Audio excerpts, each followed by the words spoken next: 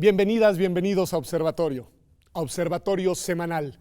El día de hoy vamos a hablar de medios digitales, de brechas en el acceso, en el uso, en el conocimiento, en la habilidad para manejar los medios digitales y de cómo estamos en México en esa materia. Pero para llegar ahí, Dorismilda, quizá lo primero que hay que hacer es que nos ayuden tú y Alejandro a reconstruir qué ha pasado en el mundo en materia de, yo no sé si decir desarrollo o evolución digital en las últimas décadas. Bueno, ha sido un asunto interesantísimo porque realmente los medios digitales se han incorporado en nuestras vidas, los hemos ido incorporando y la manera en la que se han ido cruzando una serie de fenómenos económicos, políticos, culturales y particularmente en la vida cotidiana ha sido pues interesantísima. O sea, al final de cuentas, hace 20 años podíamos imaginar una serie de cosas sin las redes que ahora no. Y entonces, si pensamos en términos de desigualdad, por ejemplo, esto cierra unas desigualdades, pero abre otras, ¿no? Que un poco ese es el interés en esta emisión. 20 años es poco tiempo, digamos, ¿no? Para la historia de una colectividad, para la historia de la humanidad. Y pareciera que el salto en medios digitales, el salto tecnológico, Alejandro, es en verdad, digamos, de una magnitud enorme, ya transformado de manera muy relevante cómo vivíamos e imaginábamos el mundo y la convivencia hace apenas 2 décadas, a cómo lo vemos hoy y cómo avisora esto o cómo adelanta, cómo lo veremos en 2 décadas más. ¿Qué decir de esto? Primero hay que recordar que toda lo que conocemos ahora como tecnologías digitales, Internet es su mayor manifestación, pero desde luego contiene muchas otras tecnologías. Son tecnologías basadas en software, es decir, necesitan hardware, necesitan equipo, pero desde la idea misma de Internet, de hacer una red ruteada en lugar de una red dedicada, digamos, con enlaces dedicados para cada conversación, es una idea que fue posible gracias a que ya había un poder de cómputo importante y se hizo en software. Y eso es parte de esta revolución. Crear una red social, crear una transmisión de televisión, es algo que se hace con software. Tienes que comprar hardware, tiene que existir una red muy poderosa que invierte mucho en hardware. Tiene que haber infraestructura. Tiene que haber una infraestructura, pero la innovación se concibe en software. Y eso es señal de una de las cosas que voy a mencionar en un momentito, la baja de barreras en la tecnología. La gente ya no tiene que crear una compañía enorme, hacer inversiones por adelantado antes de hacer una innovación. ¿No? La telefonía por video, que era la imagen de una caricatura que se llamaba Los Supersónicos, que era el futuro lejano, hoy en realidad le tapas a la cámara porque no quieres que te vean, te sobra esa tecnología porque se hizo en software. Se intentó hacerla en hardware en las compañías telefónicas y fue un fracaso. Y hecha en software, con computadoras poderosas, ahora con teléfonos hasta. Hay una chica que se hizo famosa porque su madre le prohibió todo el acceso a las redes sociales y usó el refrigerador para seguir usando redes sociales, ¿no? Esa capacidad viene del software. Esta baja de barreras es un gran igualador, es un mecanismo de equidad muy importante. Claro, después de que haces este nivel de equidad, que todo el mundo tiene acceso a la posibilidad de desarrollar su propia tecnología, vuelves a encontrarte con temas de inequidad, con la capitalización de las bases de usuarios, de los mecanismos de análisis de datos, que son los que ahora son costosos. Ya no es costoso, es decir, la diferencia competitiva ya no viene nada más de la inversión en hardware, sino ante todo de tu manejo de la información. A ver, aquí hay algo interesante, Dorismilda, que nos dice Alejandro, porque él habla de que cada quien hoy podrá generar tecnología, pero también está la otra dimensión más allá de la generación, que es todos somos usuarios de esta tecnología y somos de alguna manera consumidores y pues tenemos y hemos desarrollado una suerte de dependencias a las tecnologías. ¿Qué decir en estas dos vertientes? Porque en una más como actores, digamos, del desarrollo tecnológico y en la otra más como receptores del mismo.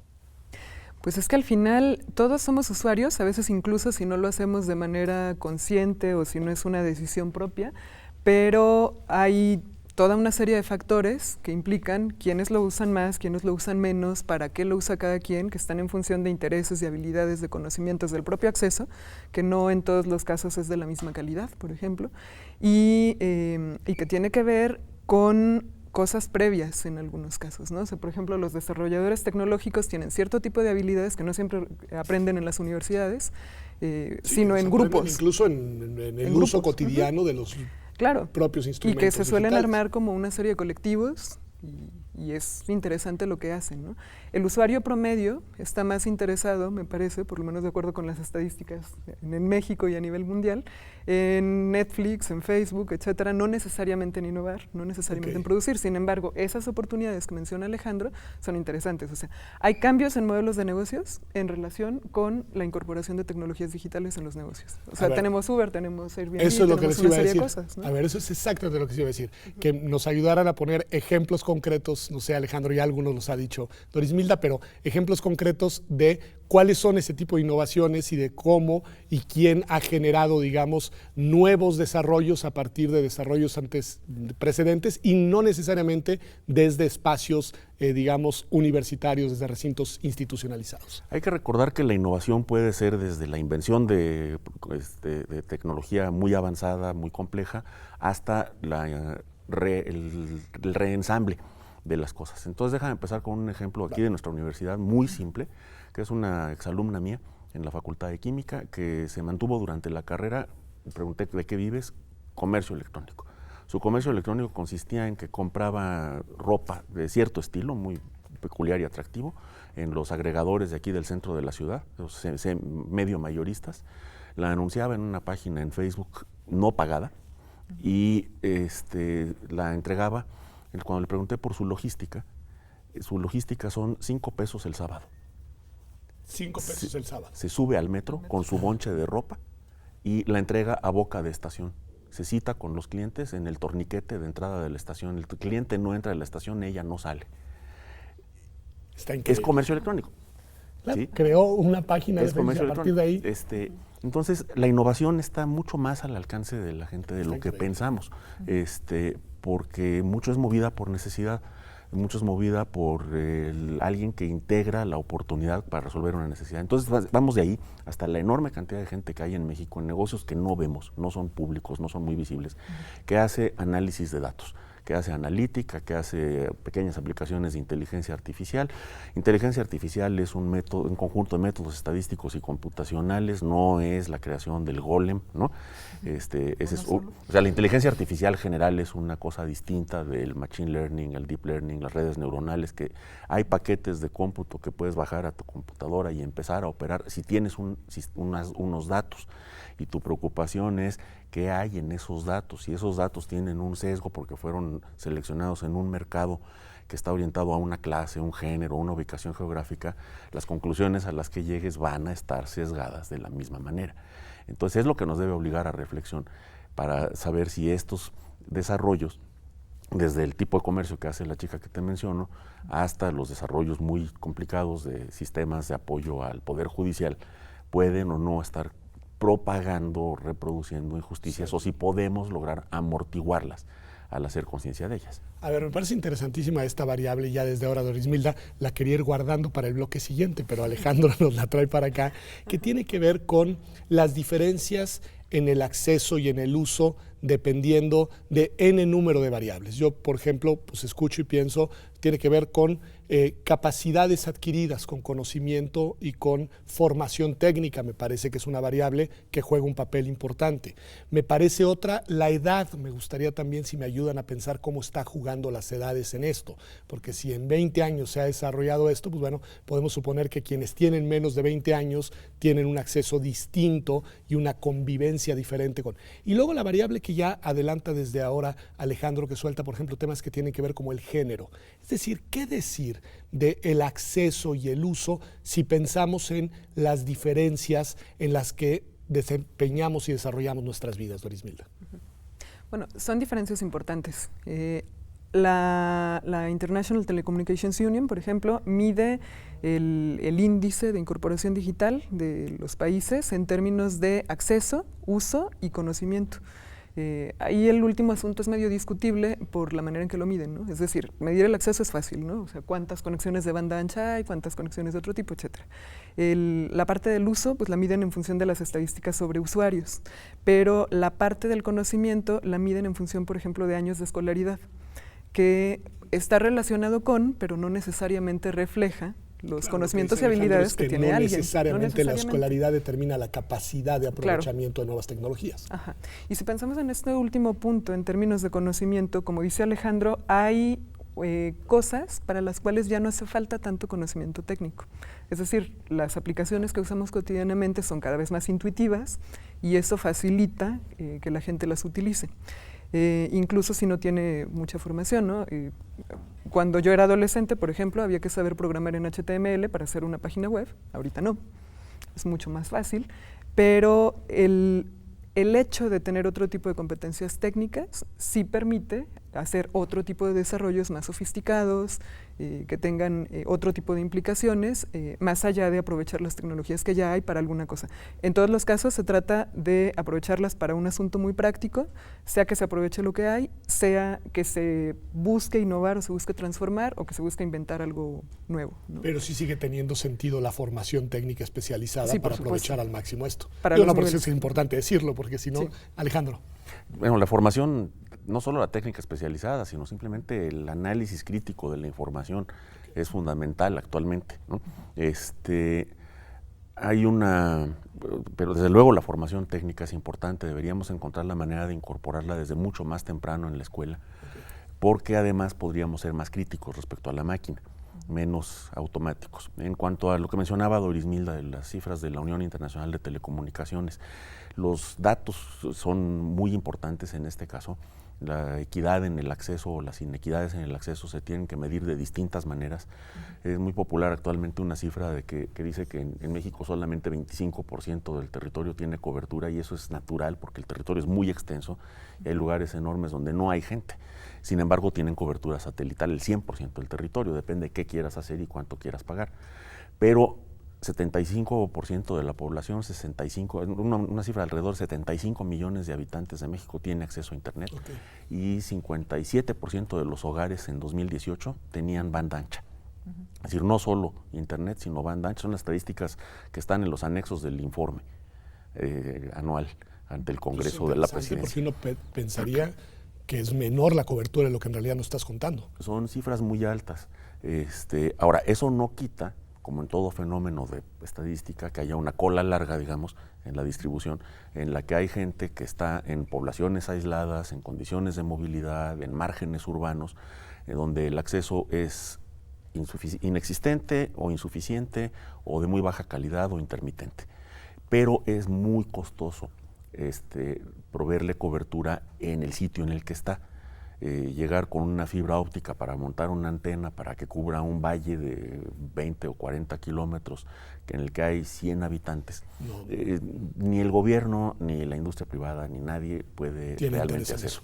Pero estas personas, o sea, hay mucho más acceso del que creemos, porque no necesariamente tenemos que concentrarnos. Desde luego es importante concentrarnos en el acceso directo a Internet o a las conexiones, pero lo más importante es concentrarnos en el acceso a los beneficios.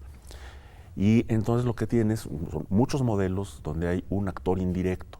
Es decir, en poblaciones rurales, por ejemplo, tienes una población muy aislada, además predominantemente de mujeres, porque esas poblaciones son expulsoras de mano de obra migrante.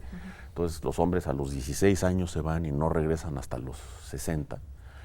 Pero la hija de una de las mujeres está en un CEBETIS, en un bachillerato tecnológico, y regresa los fines de semana con el teléfono cargado de información, que es donde le enseñan a la abuela a revisarse contra cáncer de mama, donde traen la información más reciente. Si esta niña está siendo educada debidamente por nuestro sistema educativo, trae información de importancia agrícola, pesquera, según la comunidad que tengas. Está muy estudiado, por ejemplo, en comunidades icots, huaves o mareños de la costa de Oaxaca, que son comunidades muy aisladas, pero que tienen esta conexión. Hay muchas carencias, pero debemos reforzar ese puente. A ver, me interesa muchísimo. Vamos un corte y regresamos. Retomamos lo que quedó por ahí un poco volando, que es el tema de la edad, que sí me interesa. Ya incluso el ejemplo que pones es un ejemplo muy relevante de cómo una generación joven trae el conocimiento a la generación mayor. Y me interesa mucho la cuestión de género. Yo te leí, Dorismilda, y hacías énfasis en ese punto. Y el ejemplo que trae Alejandro pues también tiene que ver con género.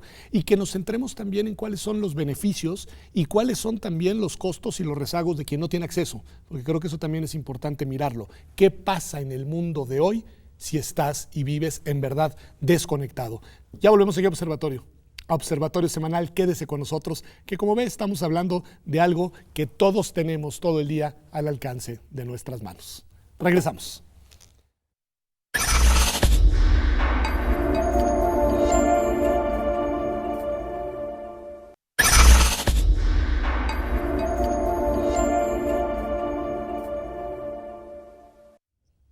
Ya estamos de vuelta aquí en Observatorio Semanal, y estamos hablando de tecnologías, de desarrollos tecnológicos, de acceso, de uso y de desigualdades también, y de diferencias en la manera en la que se aprovecha o en la que se convive con la tecnología.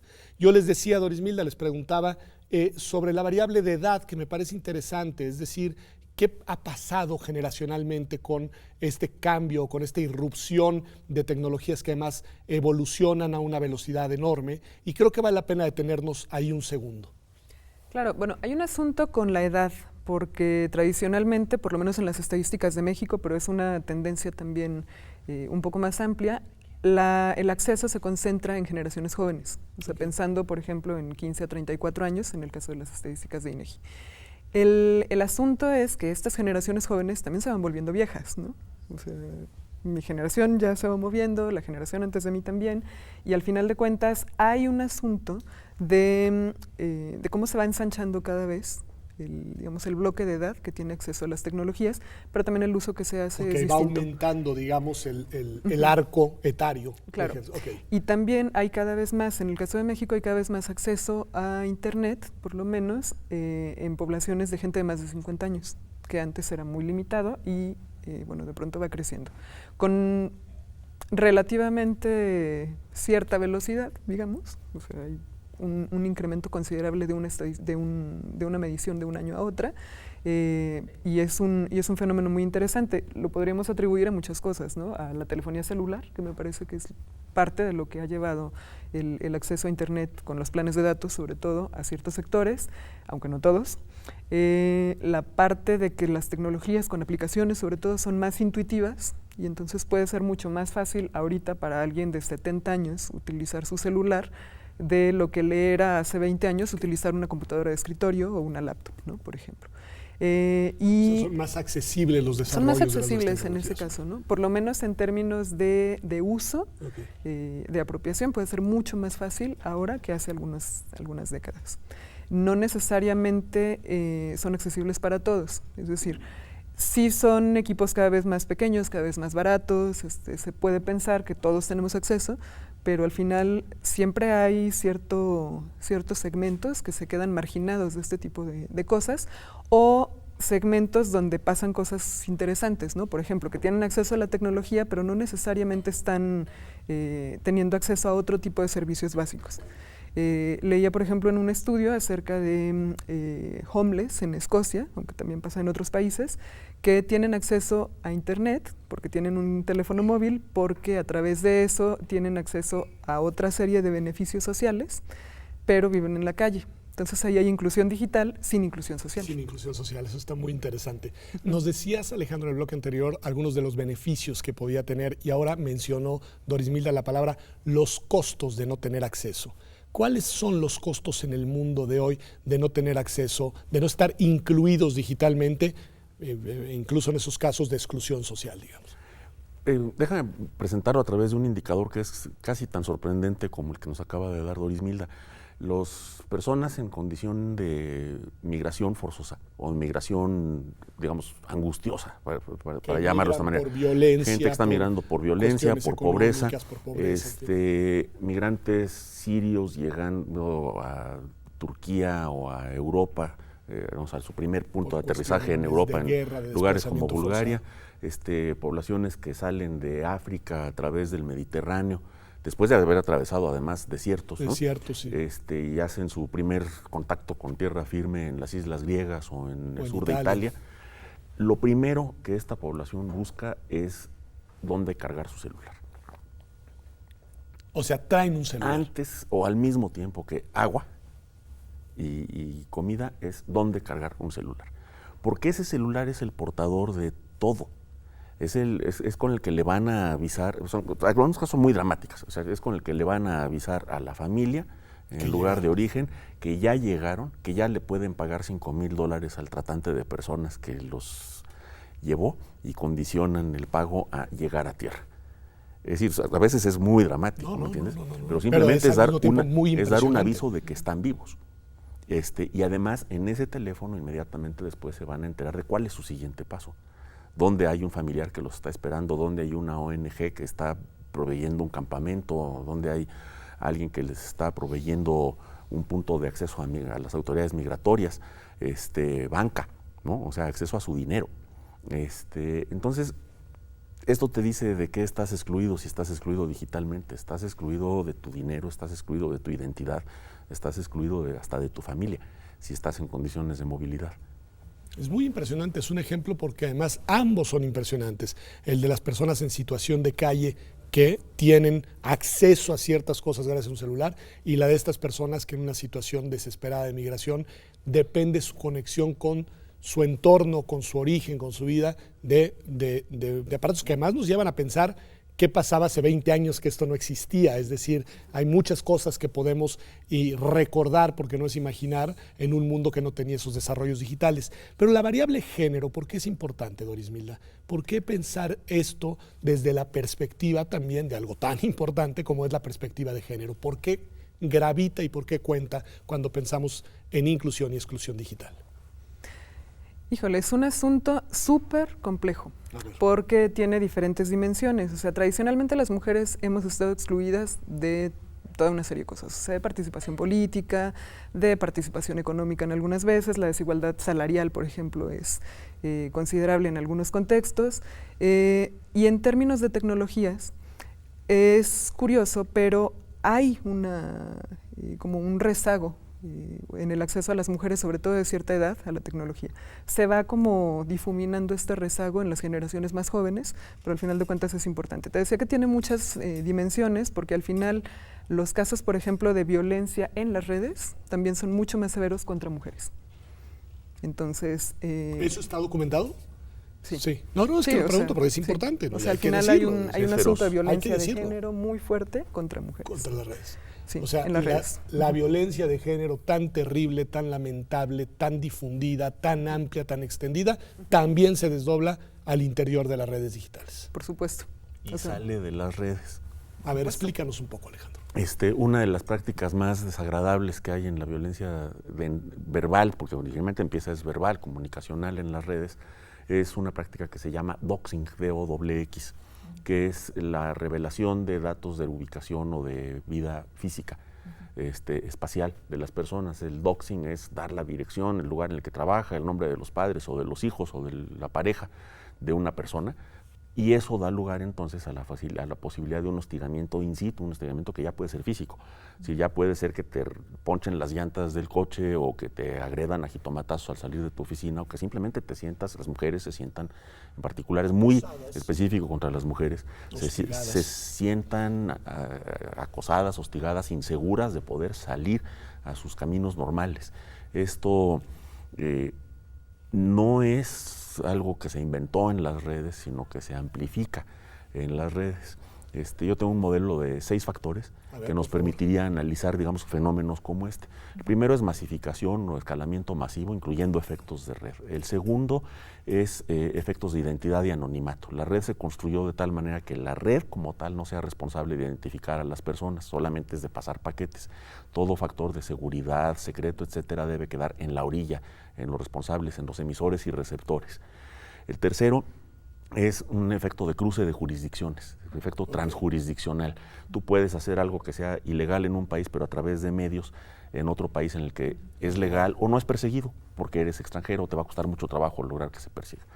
Luego son la reducción de barreras que ya mencioné, o sea, es mucho más fácil hacer las cosas, no necesitas tanta legalidad, tanta organización, tanta inversión de capital.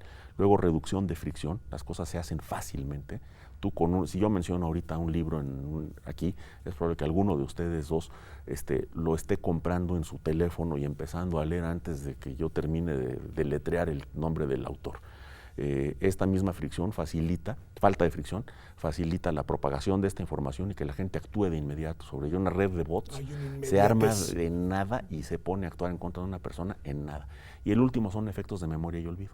Entonces, si tú ves, por ejemplo, lo que sería esa forma de hostigamiento en espacio convencional, pre-internet, habría que pintar con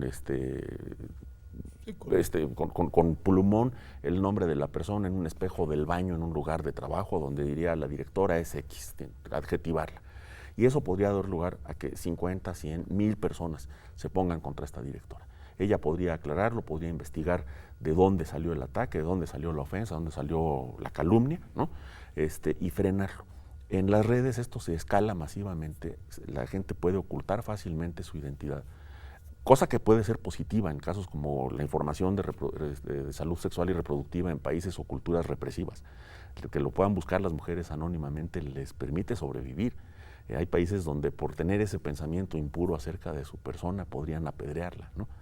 Entonces, tú ves esta escalerita, cómo nos dice también cómo volvernos, doble cara de todas estas cosas. Cómo volvernos a enfocar en las raíces de la conducta y en nuestros acuerdos sociales para poder decir, ok, ¿qué hago con esta tecnología ahora para orientarla? Que en vez de amplificar los ataques, los amortigüe, en vez de amplificar la información negativa, hostil, agresiva, amplifique la que tiene un sentido más constructivo.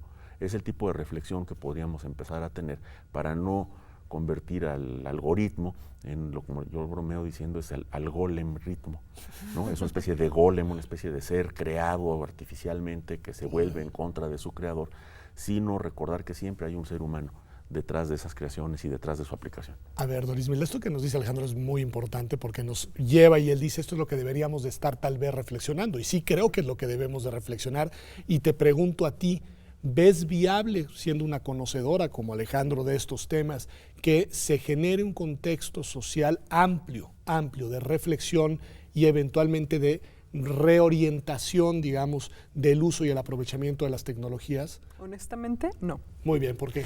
Porque pues es complicado. Al final, quienes llevamos algunos años, bueno, Alejandro lleva más tiempo que yo, investigando temas sobre Internet, sobre inclusión digital, sobre uso de medios digitales, sobre toda una serie de cosas en este tipo de medios, yo creo que hemos ido pasando de una etapa muy esperanzadora hacia una etapa muy desesperanzadora y de mucha desilusión respecto a las tecnologías. Es decir, cuando se incorporaron las tecnologías digitales, había un discurso muy optimista de que iban a traer el progreso, la libertad, todo iba a ser horizontal, todo iba a ser democrático, la comunicación iba a ser mucho mejor, la participación ciudadana también, y hasta el entretenimiento iba a ser maravilloso, y hay cosas que funcionaron y cosas que no.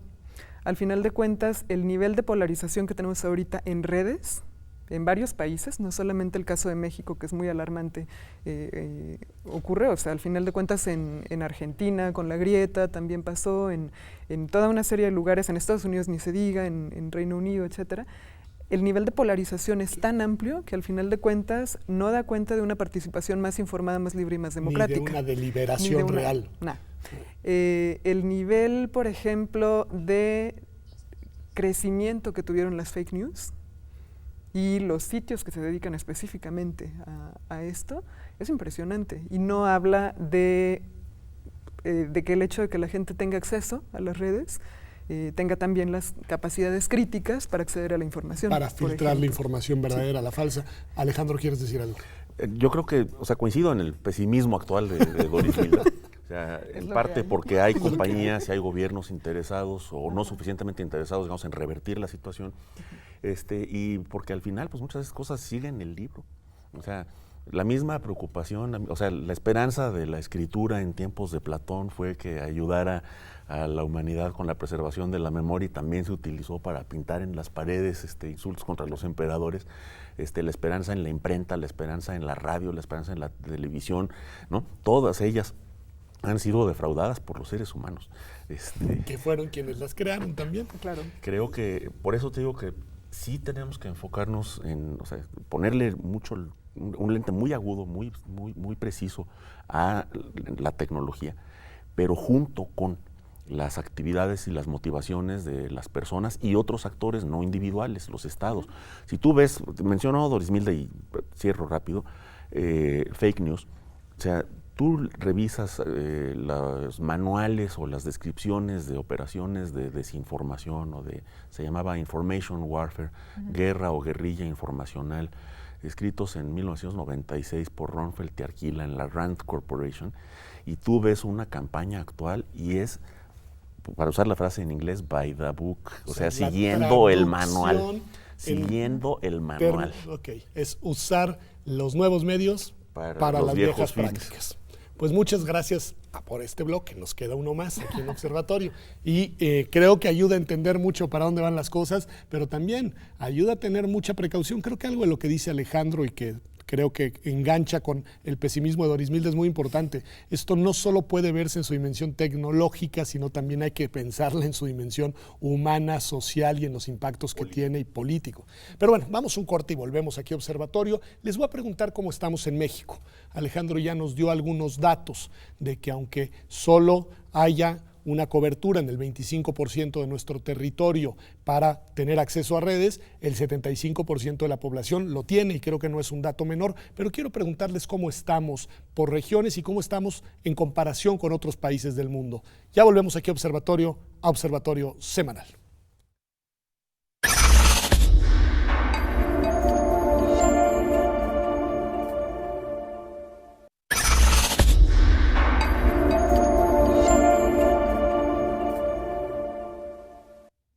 Ya estamos de vuelta aquí en Observatorio Semanal. Estamos hablando de desarrollo tecnológico, de los beneficios que el mismo genera, pero también de los peligros que conlleva. Nos decías, Alejandro, que uno de los principales problemas o el factor más problemático con el mal uso de las tecnologías tiene una dimensión política, tiene una dimensión, digamos, humana, obviamente social, pero propiamente política.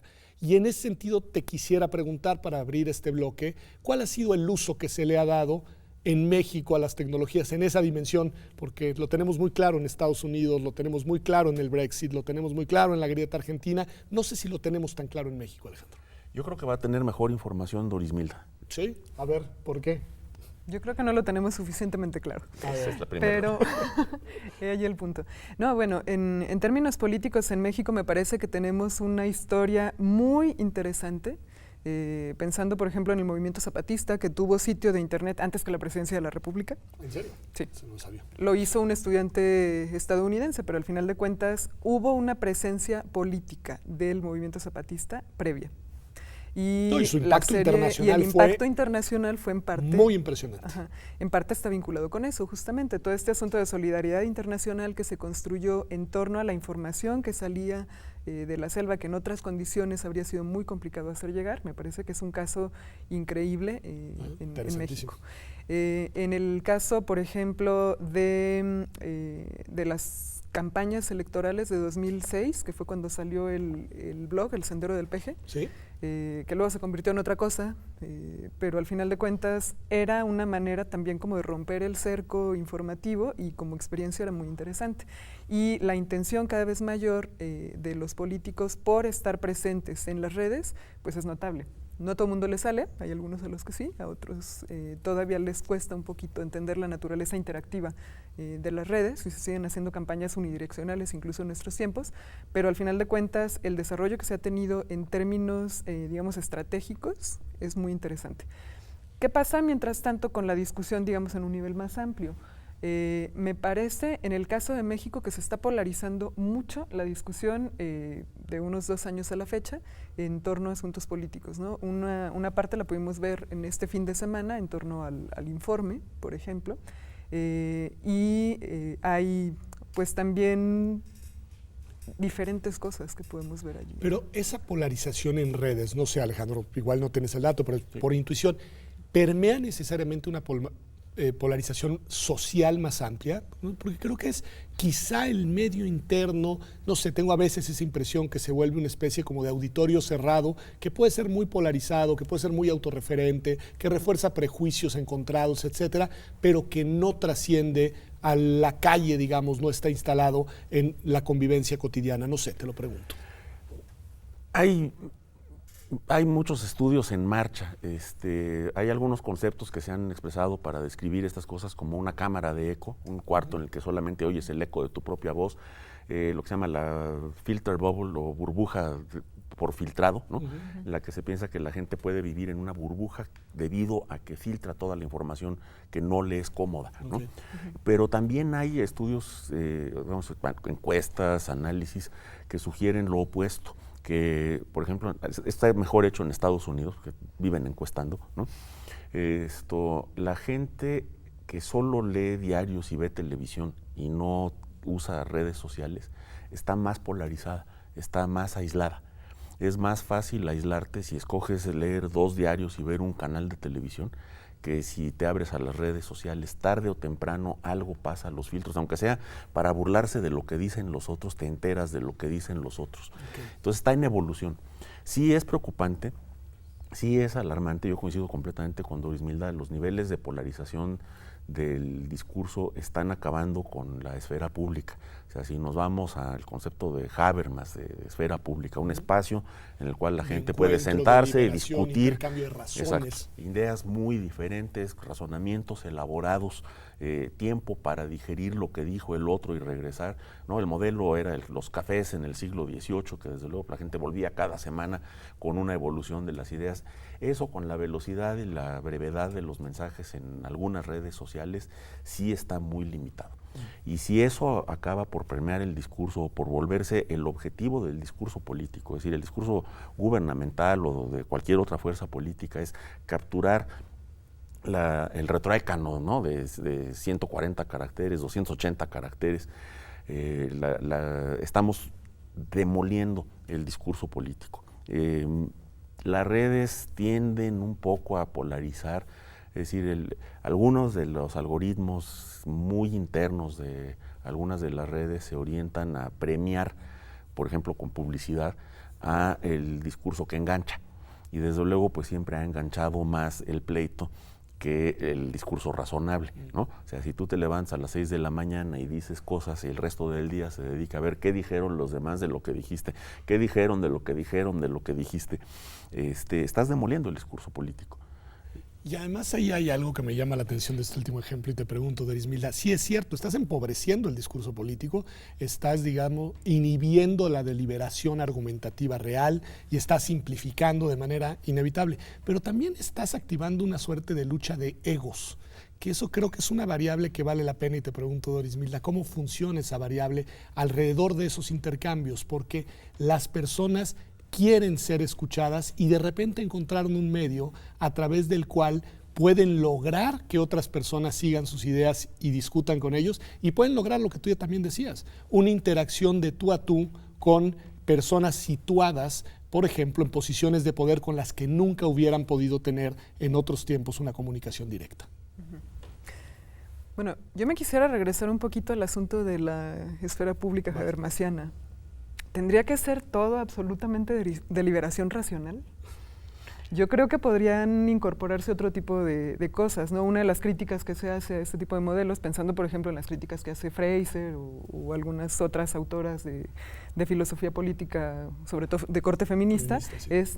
Hay otras cosas que caben en la discusión pública, no solamente la deliberación racional. Sin embargo, hay una línea muy delgada con las cosas que estamos viendo ahora, ¿no? Y esto que mencionabas acerca del asunto de egos, o sea, al final de cuentas, en las redes, una de las evidencias mayores de que nunca fue totalmente horizontal es que no tiene el mismo peso la voz de uno que la voz de otro. Porque al final de cuentas, el número de seguidores es distinto, el nivel de interacción es distinto, el nivel de visibilidad que el mismo algoritmo da es distinto. Entonces, al final, hay gente muy visible que puede... Pienso en Donald Trump, avienta un tuit en la mañana y hace temblar al mundo, no solamente por la posición política que tiene, es lo que te iba a decir, sino... No es la posición política, es el impacto es que sí es la posición política, pero lo hace en redes. Obama no lo hace allí, por ejemplo, ¿no? Entonces, al final de cuentas, es como una conexión entre varios factores. Pero entonces, él avienta un tuit, hace temblar al mundo, y a lo mejor alguien que está denunciando una cosa súper importante tiene 5 likes. Entonces, al final, los impactos son muy distintos, muy variables, y hay cosas que podríamos analizar en distintos casos en particular, porque al final de cuentas nos enseñan que hay una complejidad increíble en las interacciones digitales. Y que también hay mucha segmentación. Alejandro, ¿quieres decir algo? 2 cosas. Primero, esto cambió muy radicalmente. En México tú puedes observar un cambio en la horizontalidad y el uso de las redes alrededor de 2011, en el inicio de las campañas políticas de la presidencia hacia 2012, donde empiezan a entrar los grandes comunicadores con 1 millón de seguidores en el primer día, ¿no? Y todas las manipulaciones. masivas, pagadas. Tanto los voluntarios como los automatizados, ¿no? Trolls, bots, son dos cosas distintas. Ahí cambia radicalmente el modelo, ¿no? O sea, ese es un primer punto. Segundo, un punto muy importante, regresando a tu punto de la lucha de egos, que es desde luego un nicho, pero no es menor en impacto. Ese es uno de los puntos donde la asimetría de género es más dramático. El modo comunicacional de estos gorilas que se golpean el pecho para atacar, ¿no? Acaba por ser excluyente. Hay una discusión no resuelta entre el discurso de odio, el discurso de violencia verbal y la libertad de expresión. Tú no necesitas una censura oficial para suprimir ciertos elementos del discurso, ciertas expresiones o a ciertos actores del discurso, sino que simplemente hay gente que, por un lado, no está dispuesta a sufrir este tipo de ataques o no puede invertir la energía necesaria para estarlos rebatiendo todo el día contra una maquinaria automatizada o una maquinaria fanatizada o una combinación de las dos cosas. Y decide finalmente retirarse de ciertas redes. No se ha retirado del discurso público, pero ciertamente en estas redes ya su palabra ya no aparece. ¿no? Entonces ha sido acallada, efectivamente. Y es una cuestión que es producto de una dinámica que se va imponiendo por la vía de los hechos, digamos. Y que en materia de género, desde luego, es una de las más dramáticas. ¿Coincides en ese punto, Doris? Sí, por supuesto. Lo vivieron las colegas de colectivos feministas, por ejemplo, tras la marcha de hace algunos fines de semana, claro. Al final de cuentas, hay todo un nivel de ataque sobre ellas, particularmente se vio sobre ciertos colectivos feministas, ¿no? Pero al final de cuentas, casi cualquiera que posteara alguna cosa sobre esta marcha recibía comentarios de todos los tipos, ¿no? O de apoyo total, que eran los menos, o de una descalificación impresionante, donde se ponía por encima la discusión que hubo sobre el ataque al periodista, que la discusión de fondo que se estaba planteando en torno a la violencia contra las mujeres. Que además era ese tema, que además ese era el tema y se perdió por un asunto de descalificación violenta. Muy simple. Ojo, pero violenta. Es decir, lo que me estás diciendo es que a una marcha que lo que hace es denunciar la violencia contra las mujeres y llamar la atención sobre algo que es insostenible e inaceptable en cualquier sociedad y que en nuestro país ha llegado a límites extremos, la reacción en redes es acallarla también de manera violenta. Muy impresionante, Alejandro. Lo que nos enseñan, entre otros ustedes los juristas, es una frase latina que dice cui bono, a quien le conviene. ¿A quién le conviene? Eso no ha dejado de existir por existir Internet. Se puede haber vuelto más difícil de investigar, pero sigue siendo una gran guía. Y es una buena pregunta y una pregunta que hay que seguirnos haciendo siempre. Ustedes han tenido el día de hoy la culpa de que los tenga que invitar cuando menos otras 2 o 3 veces porque han traído muchos temas muy interesantes que no nos alcanza a analizar. Pues así de complejas son las redes. En este programa de Observatorio. Porque es un espejo de la humanidad. Y hay muchas cosas que decir. En verdad hay muchas cosas que decir. Me hubiera gustado detenerme en varios puntos. Nos quedó pendiente ver este comparativo internacional de cobertura, que creo que es importante, y también la capacidad y el potencial que pueden tener las redes para transmitir el conocimiento en una manera creativa. Yo quiero que platiquemos en otro programa también sobre qué es lo que deberíamos y podríamos hacer desde las universidades para aprovechar de mejor manera las grandes, nuevas y veloces tecnologías. Así que muchas gracias, Alejandro, muchas gracias, Dorismilda, muchas gracias a usted por habernos acompañado en esta edición de Observatorio Semanal. Nos vemos aquí, como todos los domingos, la próxima semana en TV UNAM. Me gustó mucho, ¿eh?